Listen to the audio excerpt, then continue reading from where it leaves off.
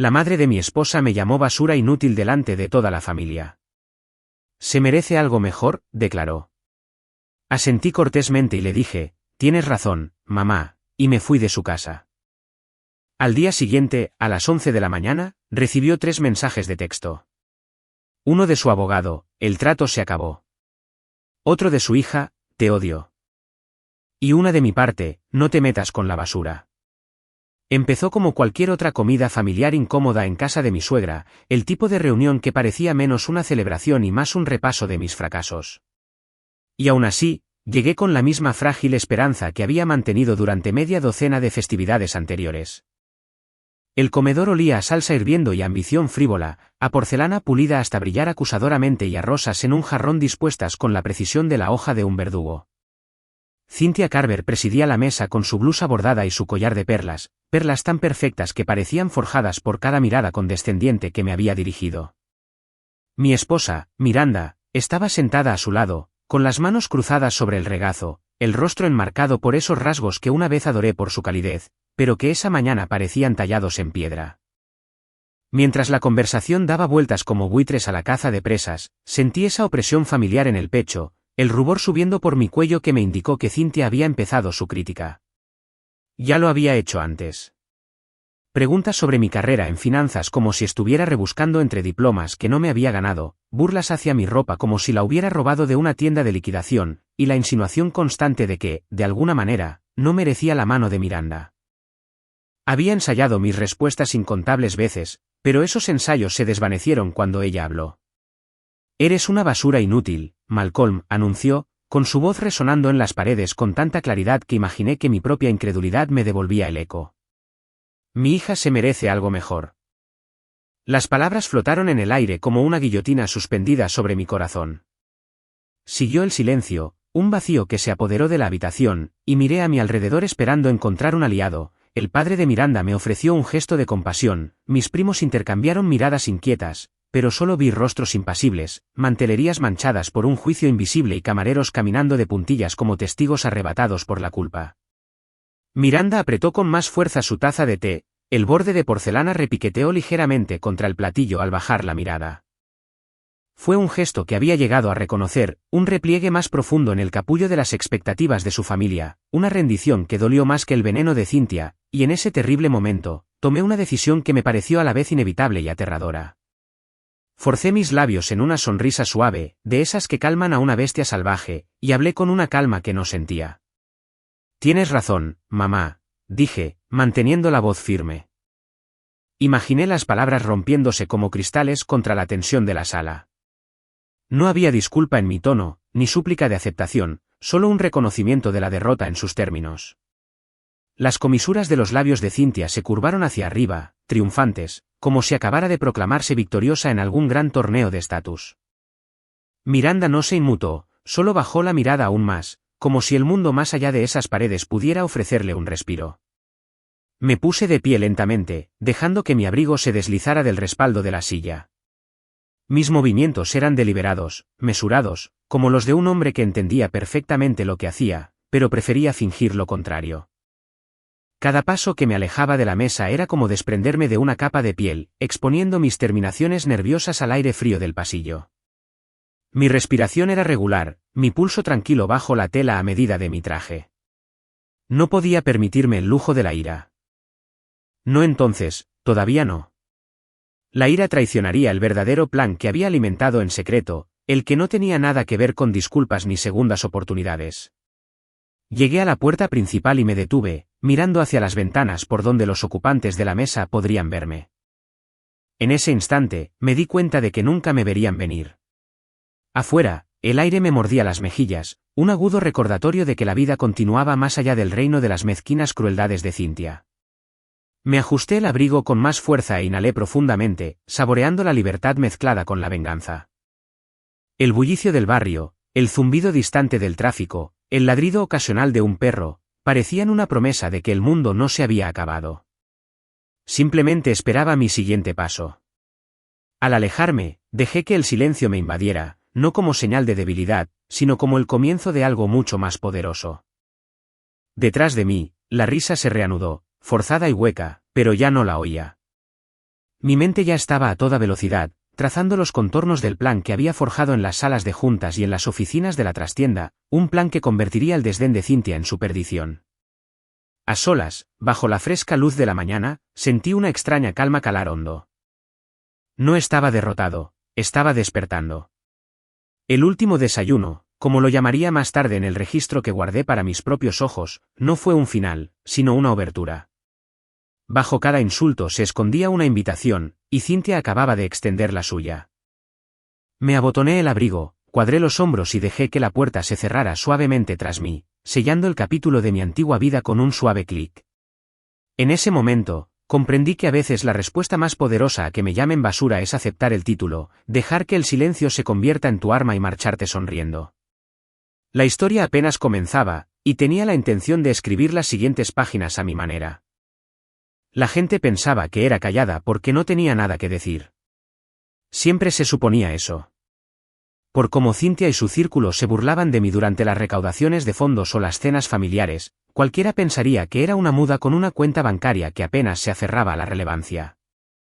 Nunca me preguntaron a qué me dedicaba. Se decían a sí mismos lo que querían creer. Es un ejecutivo de finanzas de nivel medio, quizá de operaciones o gestión de riesgos, probablemente trabajando para una empresa que apenas conoce su nombre. Y les dejé pensar eso. Que construyeran sus castillos de condescendencia sobre la arena. La verdad era que no necesitaba hablar. Preferí escuchar. Se aprende más de cómo te hablan las personas cuando creen que estás por debajo de ellas. Cynthia se creía una reina vestida de perlas, flotando entre galas benéficas y almuerzos aburridos donde su apellido aún tenía peso. Carver Med Solutions era el orgullo de su familia, una empresa de salud que en su día lideró la innovación, pero que ahora se dejaba llevar por la nostalgia y la arrogancia de los oficinistas. Ella creía que su legado bastaba para mantenerla viva. Pero yo sabía que no era así. Había visto los libros. Y yo era la razón por la que aún no se estancaban. Crimson Holdings, mi empresa, era de esas que rara vez aparecían en los titulares, pero que los influenciaban desde la sombra. Gestionamos más de $300 millones en capital privado, distribuidos mediante adquisiciones discretas, inyecciones de capital discretas y sociedades anónimas muy selectivas. Lo construí desde cero, pieza por pieza, empezando con trasnochadas, fideos ramen y años de insomnio después del posgrado, mientras Miranda aún cursaba su MBA y su madre la exhibía como una debutante. Durante casi 6 meses, estuve orquestando una inversión de $20 millones en Carver Med Solutions. No porque creyera en ellos, sino porque vi una oportunidad en su caos. Tenían dificultades, cuellos de botella en el flujo de caja, infraestructura obsoleta y una nómina desorbitada. Cynthia ni siquiera se dio cuenta de que llevaba meses cortejando a uno de mis cazatalentos. Él hizo el papel de un inversionista entusiasta mientras yo observaba desde la sombra. Quería ver cómo trataban a quienes creían necesitar. Spoiler, mal. El plan era finalizar todo en el siguiente trimestre. Permanecería en el anonimato, oculto tras empresas fantasma y comunicados de prensa llenos de términos vagos como socio estratégico de capital. Sería propietario del 37% de Carver Med y colocaría a los miembros de mi junta directiva dentro. No fue personal hasta que el desayuno lo cambió todo. Sentado en esa mesa, al oír a Cynthia llamarme basura inútil delante de todos, algo se quebró. Ni de rabia, ni siquiera de tristeza. Era más bien claridad, pura y fría. Miré a Miranda. Ella no podía mirarme a los ojos. Fue entonces cuando lo supe. No fue solo Cynthia quien me subestimó. Fue la mujer con la que había construido mi vida. La única persona que debería haberlo sabido.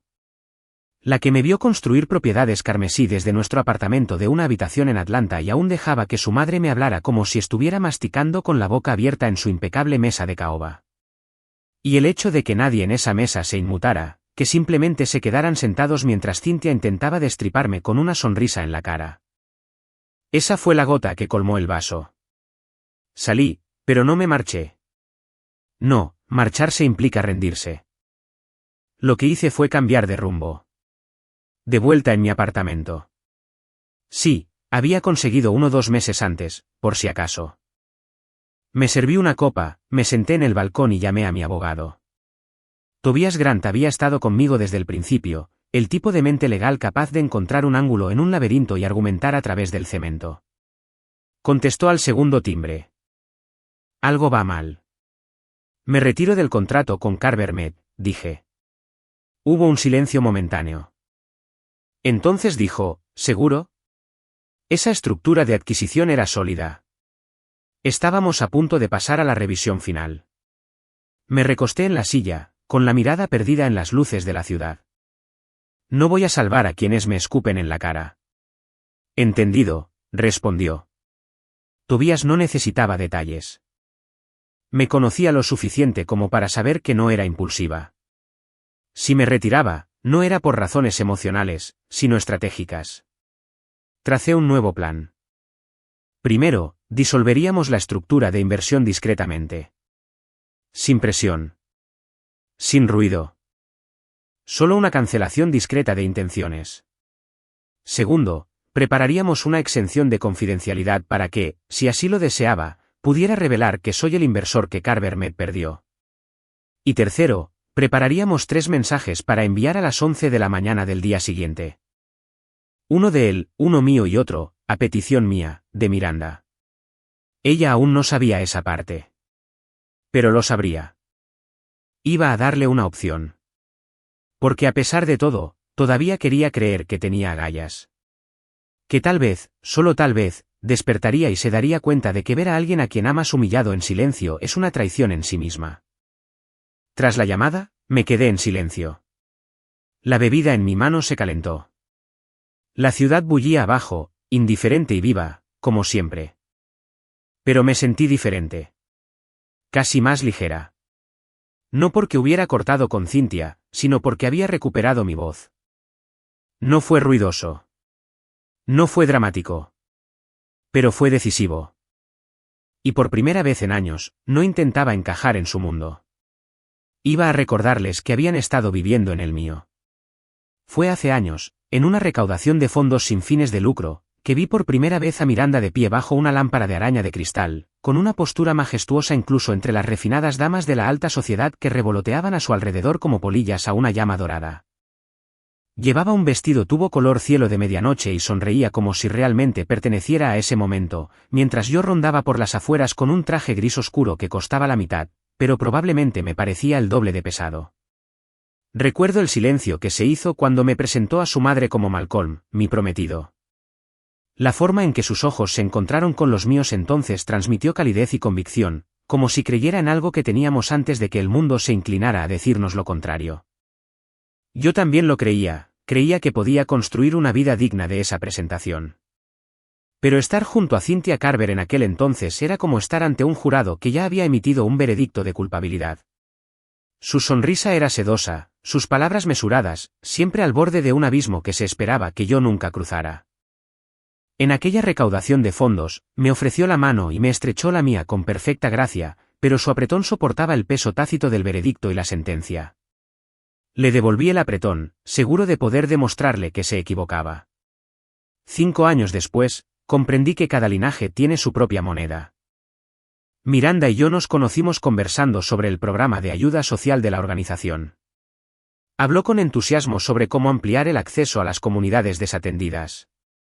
Le respondí con cifras, proyecciones y estrategias logísticas. Fue la colisión entre su idealismo y mi pragmatismo lo que desencadenó algo que ninguno de los dos podía prever. Nos reímos de lo extraños que debimos habernos parecido, ella hablando de sueños, yo deconstruyéndolos en gráficos, y sin embargo, en esos extraños intercambios se tendía un puente hacia algo más profundo. Durante los meses siguientes, intercambiamos correos electrónicos que se convirtieron en cenas, cenas que se convirtieron en charlas nocturnas y, finalmente, en una intimidad que resultaba a la vez emocionante y aterradora. En los ojos de Miranda, encontré una versión de mí mismo que jamás supe que existía, un hombre capaz de mucho más que hojas de cálculo y balances, alguien que podía combinar compasión y astucia. Pero su madre solo veía una mitad de mí. El desprecio de Cynthia empezó con comentarios superficiales sobre mi modesta crianza, preguntas sobre la estabilidad de mi carrera y alguna que otra burla cuando me saltaba sus reuniones navideñas por eventos de trabajo. Al principio, lo dejé pasar, convencido de que con el tiempo y el éxito se ganaría su respeto. Invertí en la granja de tomates familiar cuando la cosecha fue mala. Contraté a contratistas locales para remodelar su casa de verano. Incluso organicé una sesión de asesoramiento pro bono para la junta directiva de Carvermed durante un periodo de escrutinio regulatorio.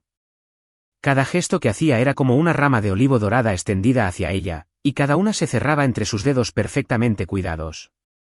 El mensaje era claro. Hiciera lo que hiciera, siempre seguiría siendo el forastero, el impostor en su mesa.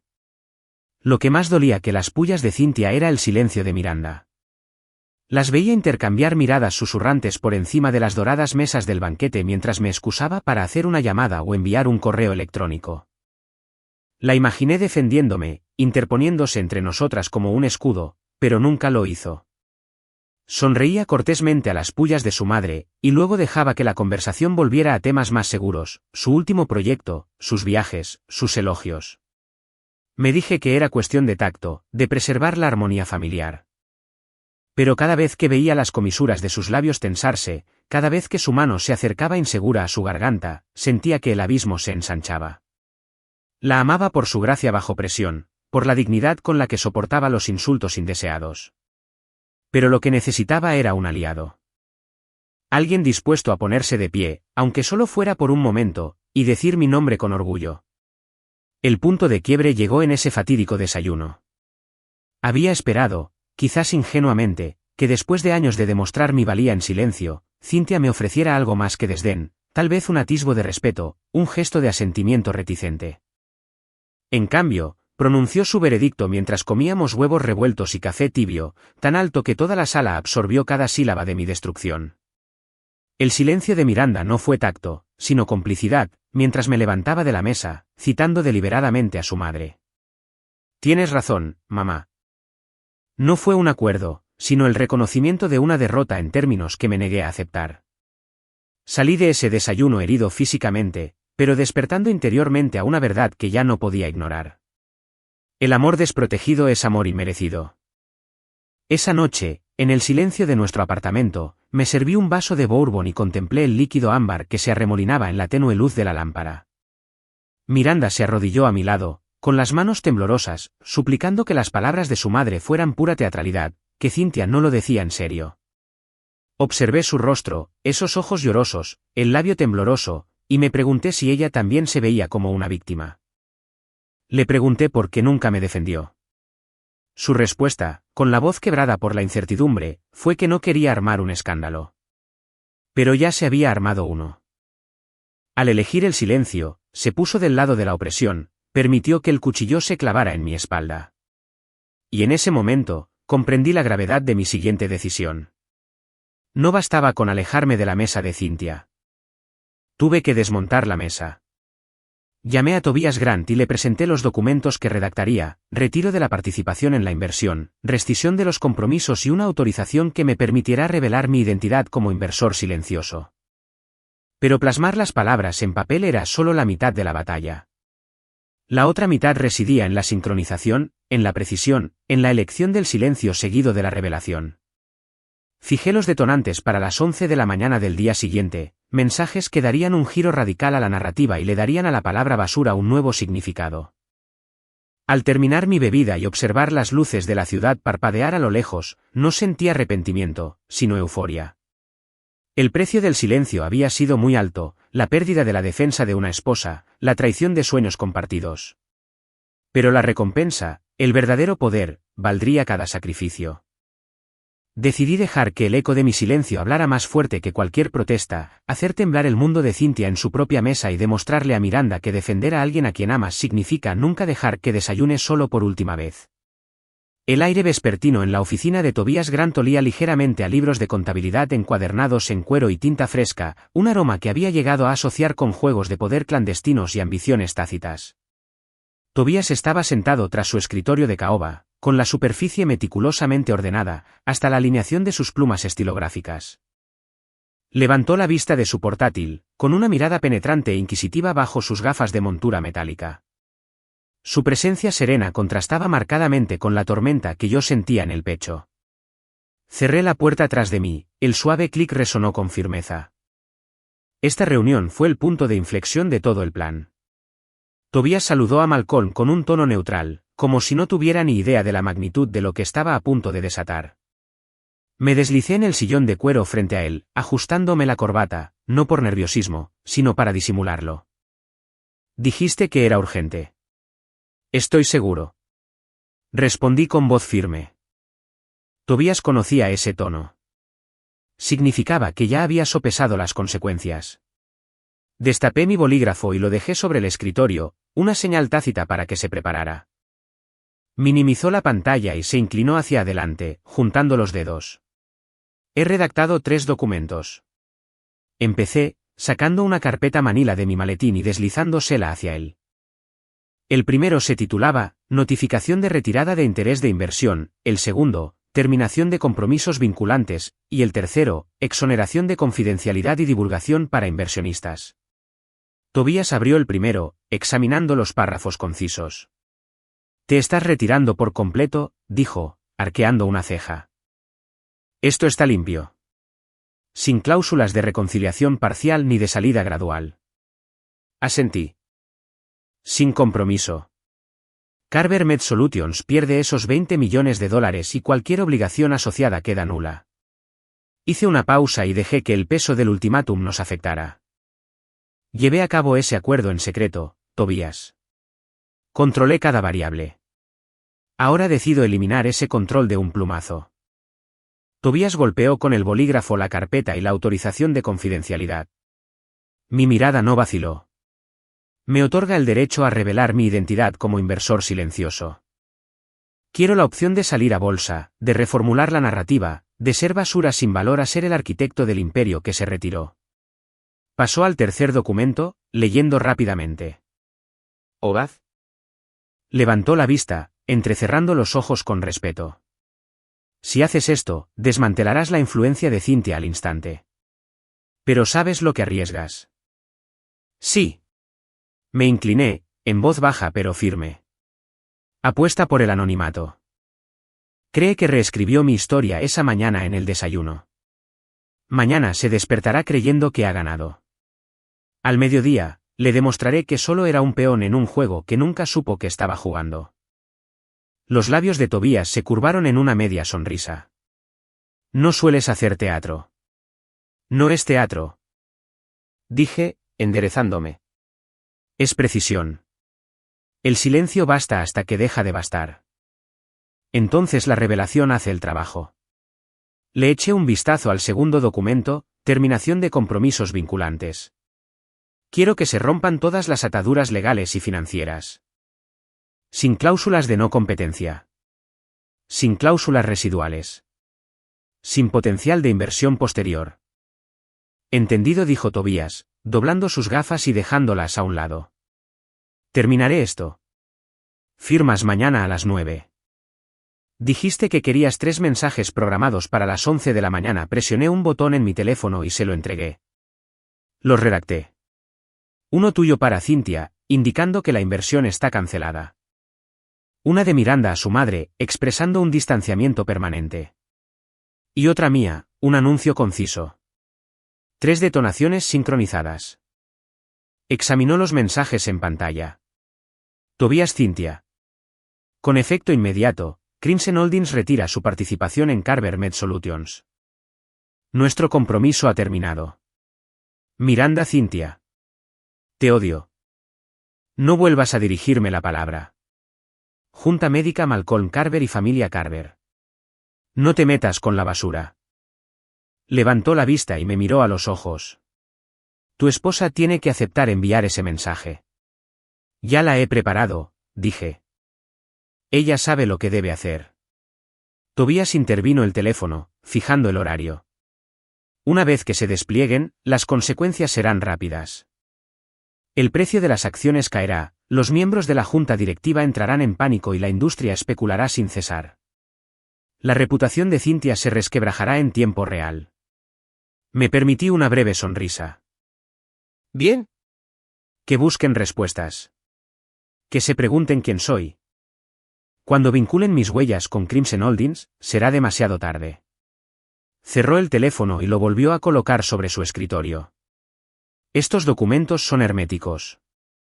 Imprimiré copias finales con sus firmas digitales incrustadas, se las enviaré por mensajería a las 9 de la mañana y me aseguraré de que los mensajes automáticos se envíen exactamente a las 11 de la mañana. ¿Necesitan alguna contingencia adicional? Lo consideré. Tengan listo un protocolo de seguridad. Si el abogado de Carver Med intenta demandar por mala fe, quiero que se prepare de inmediato una contrademanda. Difamación y angustia emocional. La presentaré como una respuesta al incidente del desayuno. Esto no son solo negocios. Es defensa personal. Tobías asintió, anotando. Entendido. ¿Algo más? Me puse de pie, abotonándome la chaqueta. La tensión en la sala se disipó a medida que el plan se concretaba en acciones concretas. No. Eso es todo. Extendí mi mano. Tobías lo estrechó con firmeza. El pacto se selló no por ceremonia, sino por necesidad. Al salir de su oficina, el pasillo se sentía más iluminado, el aire más nítido. Cada paso resonaba con anticipación. Regresé a mi coche, aparcado en el garaje subterráneo. El ronroneo del motor fue un grato compañero mientras navegaba por las calles de la ciudad, con el corazón sereno y la mente concentrada. Esta noche dormiría bien. Nada de pesadillas de enfrentamientos. Había hecho el trabajo duro, había preparado cada detalle y había reclutado a Tobías como albacea y testigo. Al llegar a casa, encontré a Miranda sentada en la isla de la cocina, con los dedos recorriendo el borde de un sobre sin abrir que había dejado en la encimera. Su expresión era indescifrable, resignada, quizás, o decidida. Alzó la vista al entrar, y sus ojos se encontraron con los míos con una vulnerabilidad que no había visto antes. ¿Firmaste los documentos?, preguntó en voz baja. Sí, lo hice. Respondí, quitándome el abrigo. Mañana por la mañana, a las 11, todo cambia. Le temblaban los labios y asintió, como si se estuviera escondiendo para una prueba de la que no podía escapar. Enviaré mi mensaje. Sé lo que tengo que hacer. Extendí la mano y le aparté un pelo de la frente. Gracias, me dio una pequeña sonrisa triste, por darme una opción. Y en ese momento, comprendí la magnitud de lo que estábamos a punto de desatar, no solo sobre Cynthia, sino sobre nosotros mismos. El silencio había sido nuestro refugio, pero allí se acabó. Mañana, nuestras voces anunciarían un ajuste de cuentas. La suerte estaba echada, y nada podría revertir el impulso que habíamos puesto en marcha. Me quedé junto a Miranda en aquella cocina silenciosa. La cuenta regresiva había comenzado, con el corazón preparado para la sinfonía de consecuencias que nuestras decisiones traerían. Esa noche, Miranda llegó tarde a casa. La luz del pasillo titilaba al entrar con unas zapatillas desiguales y los hombros hundidos como si llevara el peso de cada palabra no dicha entre nosotros. Yo estaba en mi estudio, revisando informes para una posible adquisición, pero el clic de su llave me hizo girarme. Tenía los ojos hinchados, enrojecidos como si hubiera pasado horas mirando al techo, con lágrimas acumulándose en las comisuras. En su mano, aferraba un pequeño paquete de abrigo y bufanda, y podía oler el tenue aroma del perfume de su madre en sus mangas. Se acercó a mí con vacilación, como si esperara una pared en lugar de mi abrazo. No lo decía en serio, dijo, con la voz temblorosa al borde del sollozo. Mamá nunca dice ni la mitad de lo que piensa. Es solo un drama para sus amigas. Se secó las mejillas con fuerza con la manga de su cardigan y luego levantó la vista. Lo siento, Malcolm. Sí, pero la disculpa se le atascó en la garganta y tragó saliva con dificultad, apartando la mirada como si las palabras pudieran romper algo frágil entre nosotros. Me puse de pie y acorté la distancia, con el corazón encogido de ira y tristeza. Extendí la mano, pero en lugar de tocarla, la dejé flotando en el aire. ¿Por qué no dijiste nada?, pregunté en voz baja, aunque notaba el temblor en mi voz. La pregunta no se refería solo al desayuno, sino a cada instante en que se había quedado de brazos cruzados, dejando que Cynthia me menospreciara, a cada silencio que se había extendido entre nosotras hasta convertirse en un abismo. Se mordió el labio y parpadeó, mientras las lágrimas se le escapaban. No quería montar un escándalo, susurró. Ya sabes cómo es delante de la gente. It always falls on me to smooth things over. It if I start quiet, it would be over faster. Her head bowed, and she folded herself into the corner of the leather sofa, as though shrinking into herself might offer some protection. I sank opposite her, folding my hands over my knees. The flick of the lamp cast shadows across her face, illuminating the lines of tension that had settled there over years of disappointment. That scene was already made, I said quietly. By her, for an audience. By you, with your silence. Her eyes met mine, and in their reflection, I saw the collision of guilt and helplessness. She reached out to me then, as if to bridge that distance she had created, but I flinched. Not because I didn't want her, but because I couldn't let her in until she understood the depth of what she'd allowed. She pulled her hand back and clasped it in her lap. I thought it would be kinder, she murmured, to let it slide rather than cause more pain. Her voice cracked. I was wrong. I closed my eyes for a moment, drawing in a steady breath. Pain flared beneath my ribs, but beneath it sat a strange exhilaration. I had already set the wheels in motion. My lawyer would send the withdrawal notices at 11, my messages would detonate the next morning, and the fallout would reshape Cynthia's world and ours. There was no turning back. I tilted my head and studied her, tracing the familiar lines of her face that I loved, the curve of her cheekbone, the arch of her brow, the delicate cleft in her chin. All of it, I realized, was tinged now with regret. Her regret. Mine? And a regret deeper than either of was a cold name. I don't hate you, I said at last, voice low and earnest. I just need to know you're on my side. I watched as that need skelt itself across her expression, a flick of understanding dawning in her eyes. She nodded, slow and resolute, as though making an unbreakable promise to herself. I am, she said. I will. Her tone was firm, and for the first time in months I felt the barrier between us soften. But even as relief unfurled in my chest, I sensed the gravity of our next step. She had to choose, loyalty to her mother's illusions or allegiance to the man she married. We sat together in the hush of our living room, the clock ticking toward midnight, each heartbeat echoing in the quiet as if rehearsing the moment that would follow. I rose and moved to the window, pulling aside the curtain. Outside, the street lamps cast golden pools of light on the pavement. The world beyond our walls seemed peaceful, unaware of the tremors rippling through our lives. I pressed my forehead to the cool glass and closed my eyes, turning my mind over to the plan I had laid out. At 11 the next morning, Cynthia would receive Tobias' formal notice.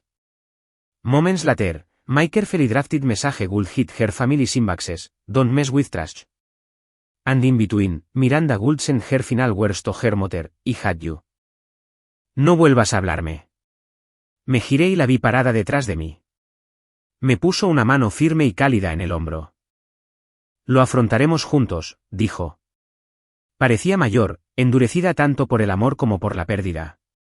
Y en ese instante, supe que había cruzado la línea de la observadora silenciosa a la participante activa. Asentí y la rodeé con mis brazos. Nos quedamos así un buen rato, abrazados como para evitar las consecuencias que desataríamos. Sentí su respiración firme contra mi cuello, un ancla silenciosa en la tormenta que estábamos a punto de provocar. El arrepentimiento persistía entre nosotros, sí, pero junto a él ardía una nueva determinación. Entraríamos juntos en el mañana, no como víctimas y espectadores, sino como aliados en un ajuste de cuentas que lo cambiaría todo. Y mientras la abrazaba, le susurré, "Gracias". Se recostó, secándome una lágrima de la mejilla. Gracias por dejarme. La noche se alargó, y pensé en los ecos del arrepentimiento que nos seguirían hasta el amanecer. Pero también sentí algo más. Una chispa de esperanza, encendida por la verdad y la promesa de justicia. En el aire silencioso de nuestro hogar, nos preparamos en silencio para la tormenta que estallaría con las primeras luces del día. El eco del arrepentimiento pronto sería ahogado por el rugido de las consecuencias, y lo afrontaríamos juntos, sin miedo. Me senté tras el escritorio de caoba de mi oficina. Los relojes digitales marcaban las 10:59 brillando en la tranquila luz de la mañana.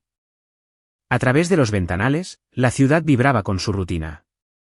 Taxis deslizándose por la avenida, corredores trazando senderos impecables a lo largo del parque, luces de oficinas encendiéndose como luciérnagas renuentes. Me gustaban las mañanas así. Ordenado, predecible, la calma antes de la tormenta que había diseñado. Mis dedos se cernían sobre mi tableta, donde había 3 borradores de mensajes programados para ser enviados exactamente a las 11 de la mañana. Apreté los labios y me recosté, cruzando las manos sobre el pecho. Cada detalle estaba en su lugar. Tiempo, redacción, entrega. A las 11, el mundo cambiaría. Quedaban 10 segundos. Mi ritmo cardíaco se aceleró, no por ansiedad, sino por anticipación. Vi cómo los segundos avanzaban en el reloj de pared. 10-59-50, 10-59-55. Bajo mi serenidad, una oleada de euforia se apoderó de mí. Lo había orquestado durante días y noches, redactando documentos legales con Tobías, ensayando una calma imposible para Miranda, calibrando cada palabra de esos mensajes. No había permitido que se me escapara ni una sola variable. En el desayuno, me había puesto la derrota como máscara. Pero ahora, me la quitaría. Mi momento había llegado.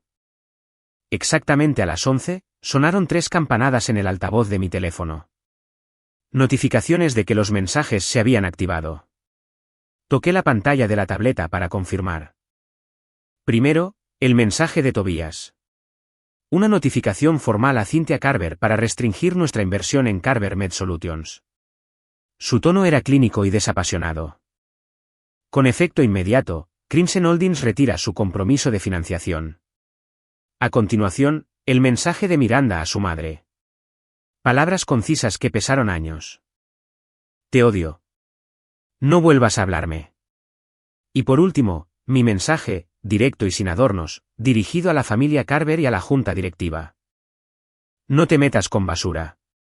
Lo leí una vez, saboreando el dolor de cada letra. Pasó un minuto en un tenso silencio. Entonces, mi teléfono vibró con la respuesta de Tobías. Confirmado. Cynthia respondiendo. Me permití una pequeña sonrisa. Esperaba un revuelo inmediato en la sala de juntas. Los abogados se estaban poniendo nerviosos. Los índices bursátiles caen. Los inversores exigen explicaciones. Pero lo que me pilló desprevenido fue el factor humano. Miranda. Más allá de lo que esperaba, me sentí más entusiasmada. Mi teléfono vibró de nuevo, Miranda llamaba. Luego otra. Una segunda llamada. A las 11:02. Una tercera. La cuarta llamada entrante mostró el nombre de su amiga Laila. Respondí con un simple gesto de la cabeza a mi asistente. ¿Laila? Dije. Su voz se oyó temblorosa de emoción. Malcolm, tu esposa está en casa de su madre ahora mismo. Apareció hace 10 minutos, Dios mío. Está destrozando a Cynthia. Nunca la había oído hablar así. Apreté los labios con fuerza. Gracias, Laila. Manténme al tanto. Colgué y exhalé, dándome cuenta de que el silencio de Miranda había sido reemplazado por una furia justificada.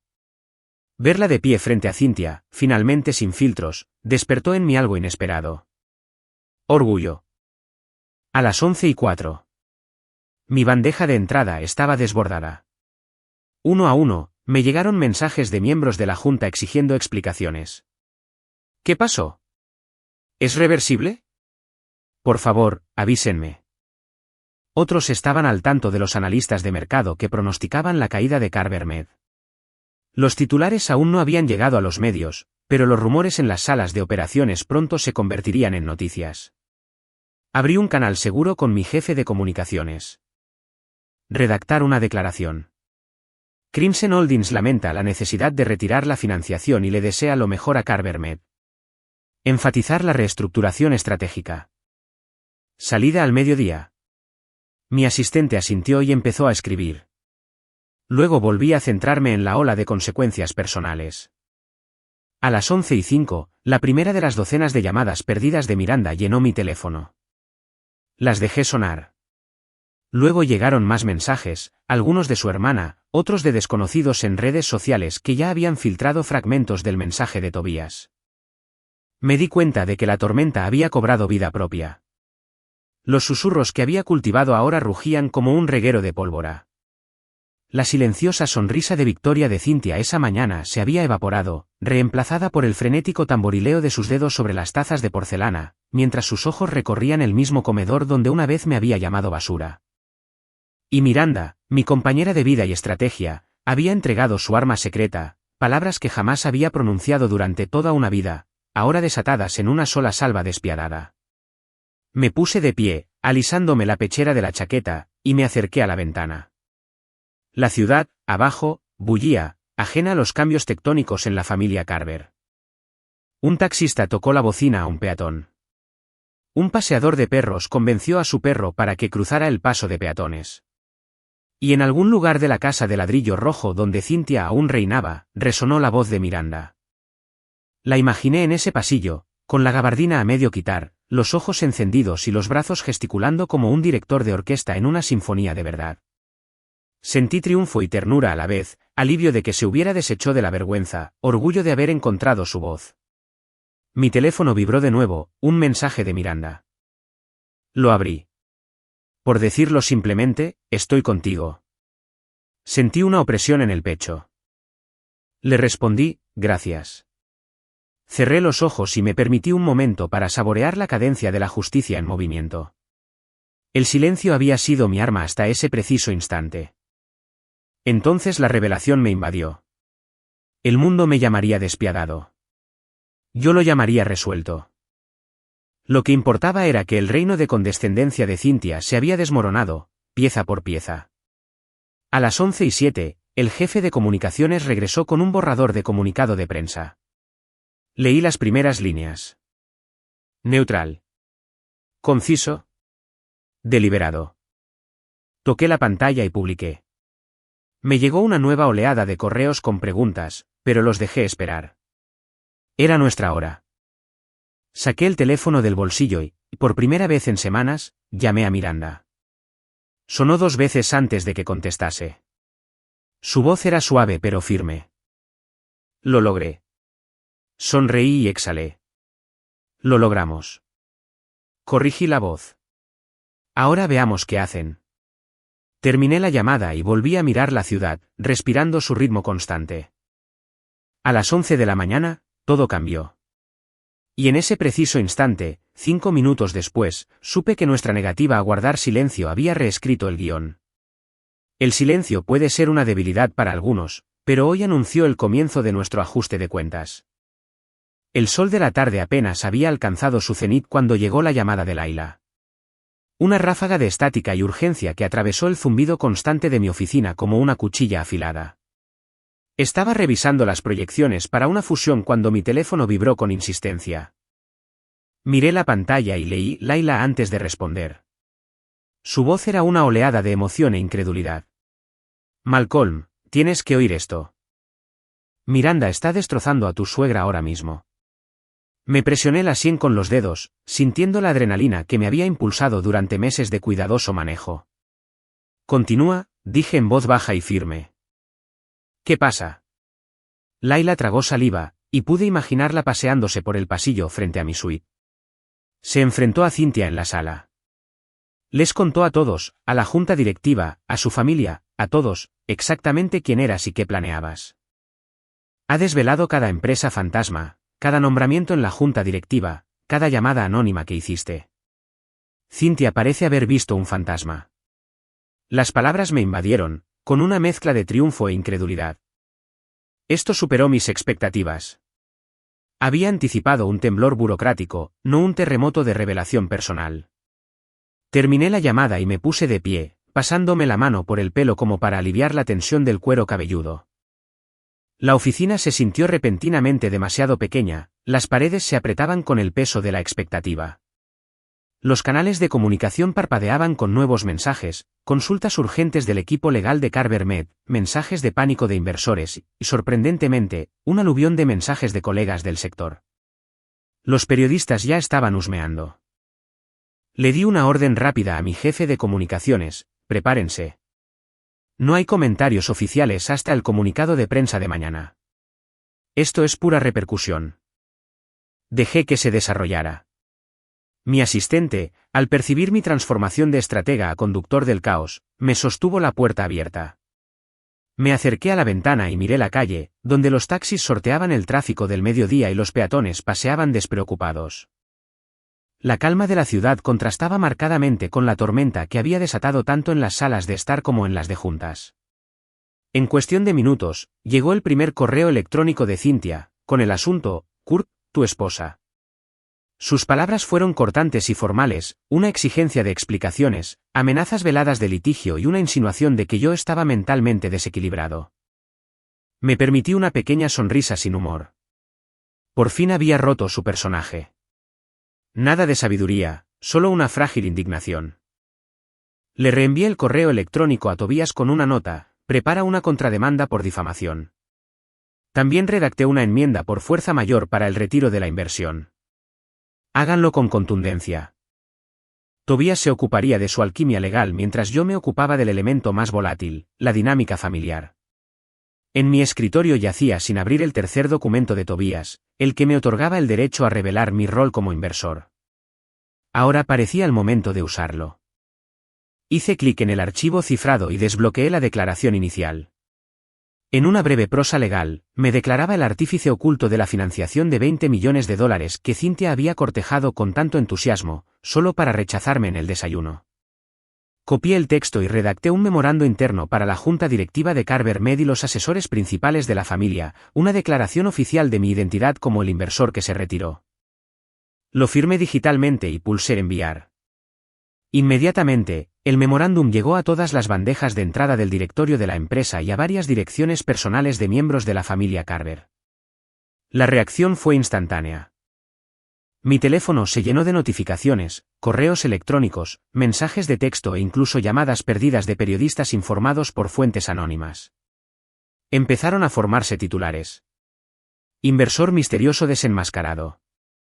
Se revela el socio silencioso de Carver Med. Retirada de miles de millones de dólares sacude al gigante de la salud. Consecuencias familiares. La matriarca Carver se enfrenta a una humillante exposición. Me recosté en la silla, absorbiendo el crescendo del caos que había orquestado. Este era el momento que yo había diseñado. El silencio se rompió con la revelación. El orgullo se desgarró al descubrirse. Sentí la familiar emoción del control, pero también una punzada de algo menos bienvenido. Preocupación por Miranda. Presioné mi teléfono para llamarla, pero saltó el buzón de voz. En cambio, le envié un mensaje rápido. ¿Estás bien? Llámame cuando puedas. La segunda se estiró mientras esperaba su respuesta. Mientras tanto, recibí otra llamada de Laila. Malcolm, la junta directiva de Cynthia está indignada. Preguntan por qué no sabía que tú eras el inversionista. Algunos la acusan de negligencia.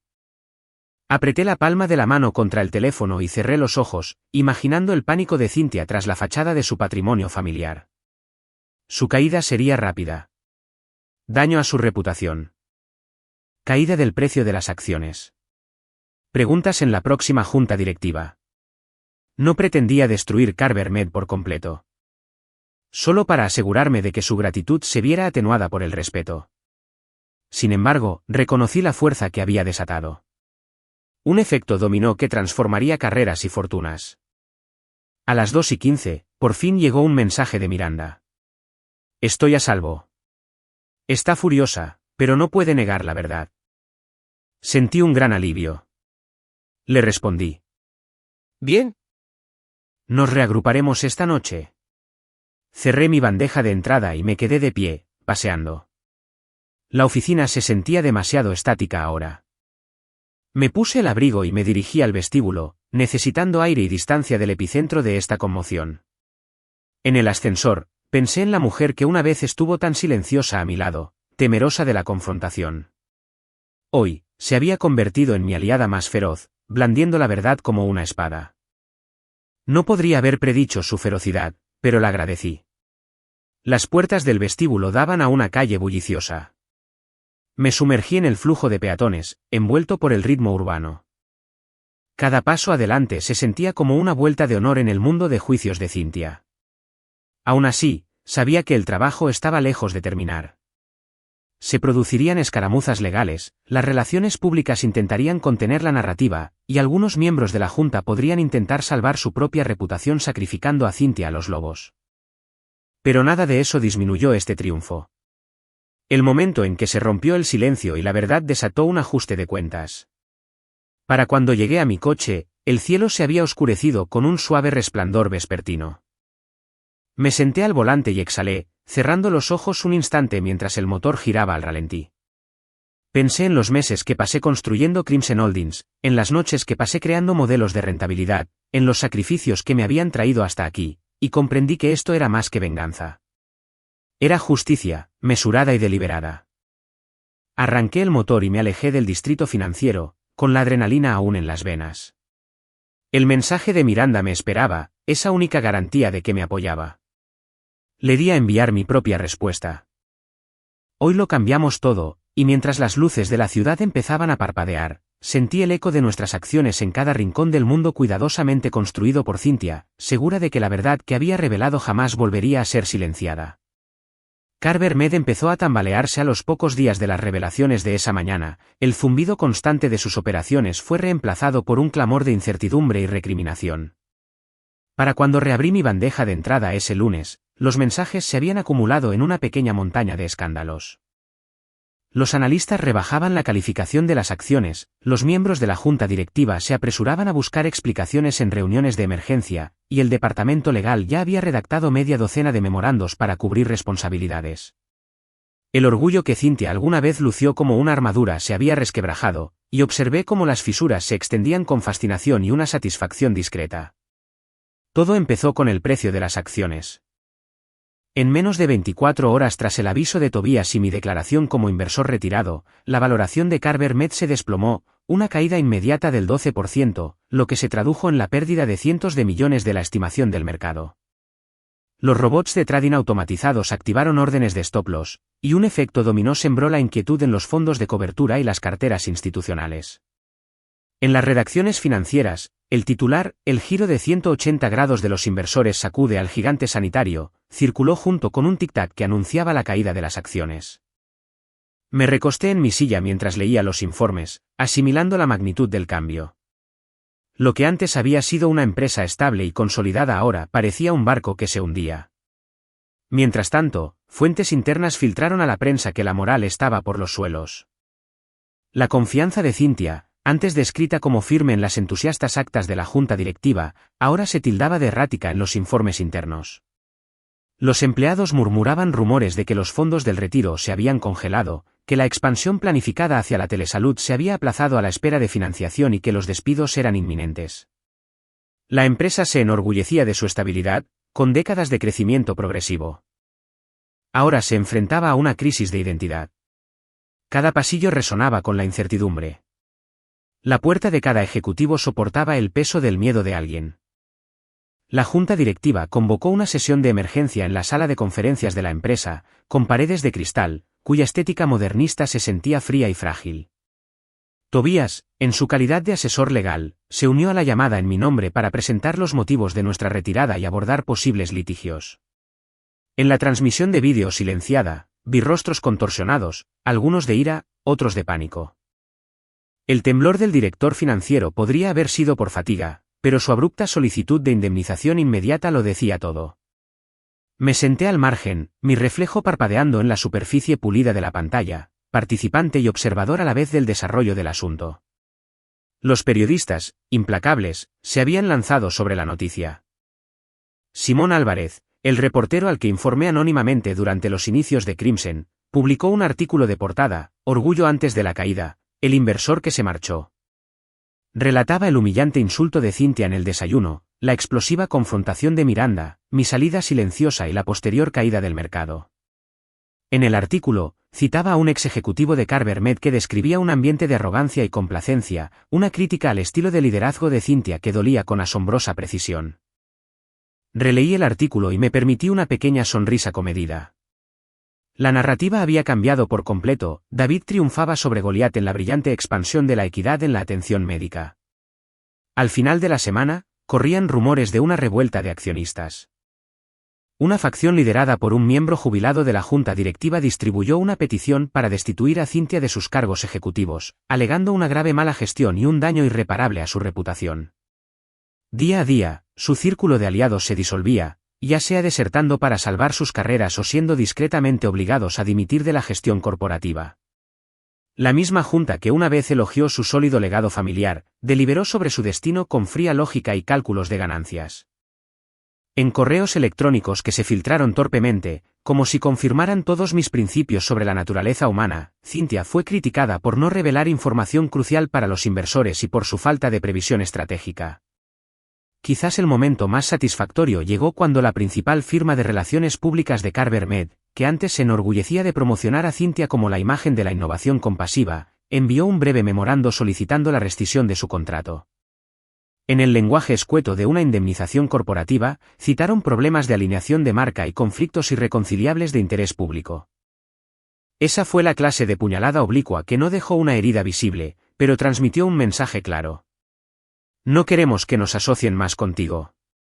Archivé la noticia junto con las demás, un testimonio del colapso preciso del imperio de Cynthia.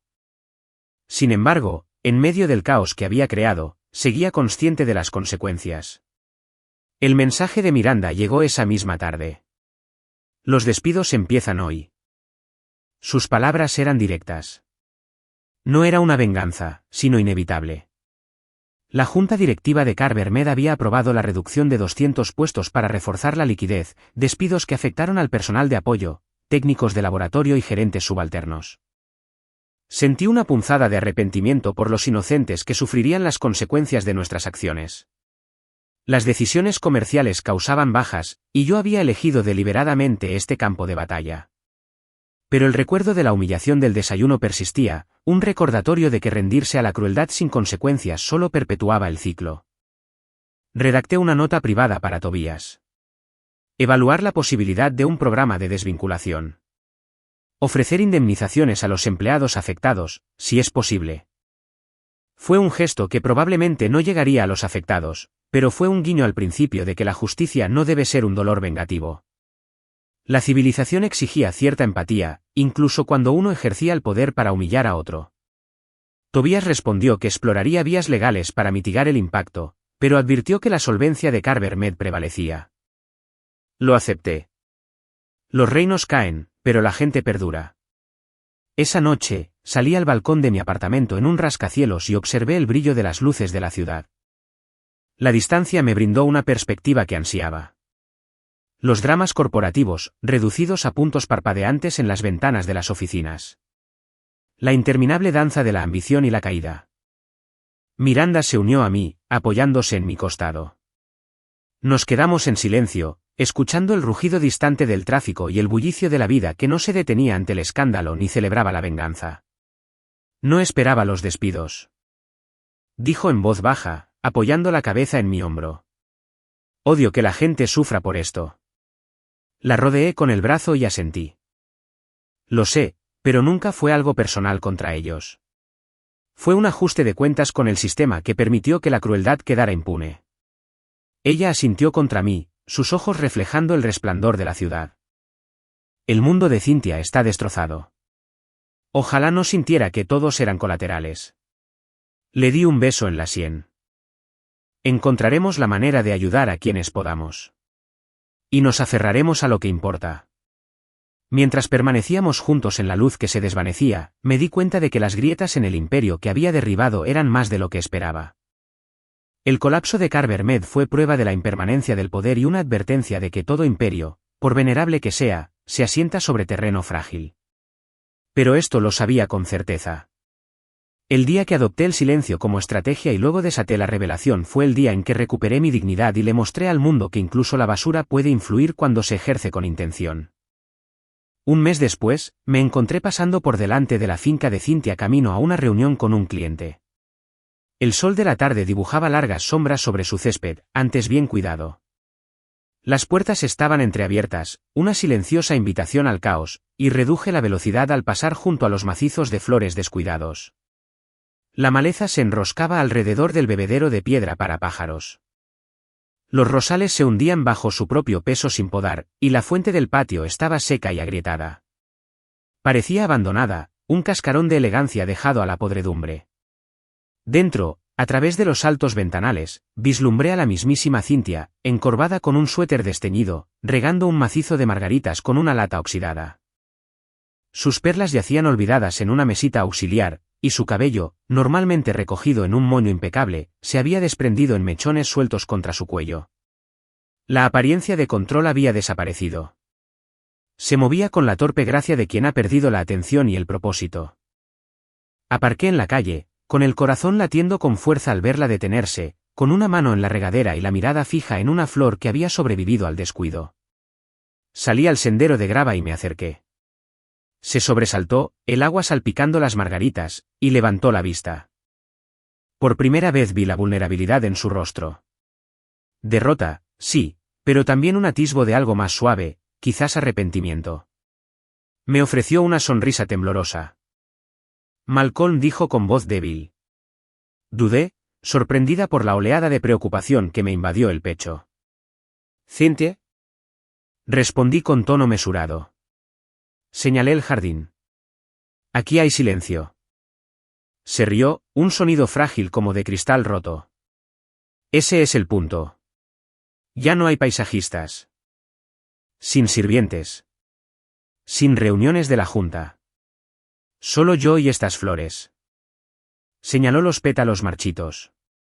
No necesitan mucho para florecer, pero alguien tiene que cuidarlos. Asentí, comprendiendo más de lo que esperaba. Sí. Miré su regadera. ¿Puedo? Dudó un momento y me la entregó. Me arrodillé y vertí un suave chorro sobre la tierra sedienta, observando cómo la tierra absorbía el agua. Cynthia estaba detrás de mí, silenciosa e inmóvil, como si estuviera viendo a un extraño revivir su mundo. Cuando terminé, me levanté y le devolví la lata. Se recuperarán si a alguien le importan, dije en voz baja. Me miró a los ojos con lágrimas en los ojos. No eran lágrimas, sino algo parecido a la aceptación. Perdí más que el orgullo, susurró. Perdí de vista lo que importaba. Asentí. Todos lo hacemos con el tiempo. Me volví hacia mi coche, pero me detuve. Si alguna vez necesitas ayuda. Ella negó con la cabeza suavemente y sonrió, un giro triste en su compostura habitual. No, tengo que aprender a hacer esto yo sola. La dejé en el tranquilo jardín, con la brisa de la tarde agitando los pétalos, y me marché sintiendo una inesperada compasión por la mujer que una vez me había condenado a ser una basura sin valor.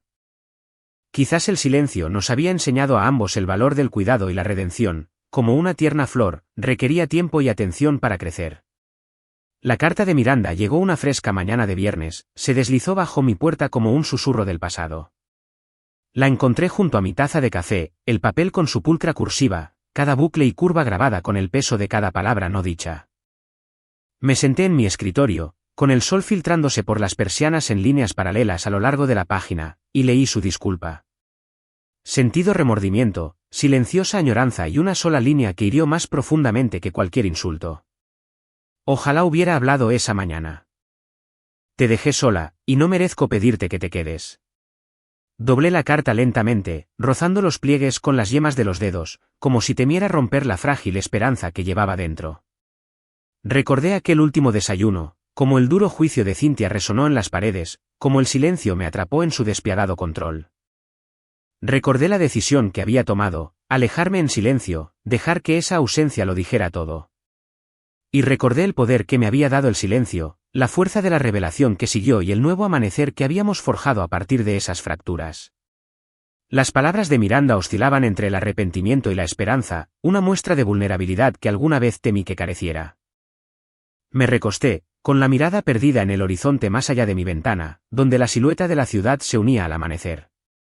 En esa distancia se extendía la promesa de Seattle, sus aguas turbulentas, su fuerza imperecedera y un futuro sin el peso de viejas quejas. Me puse de pie, alisándome la chaqueta, y me puse el abrigo. Afuera, el aire matutino era fresco y vibrante, un recordatorio de que todo final conlleva un principio. Caminé las pocas cuadras hasta el café donde nos conocimos.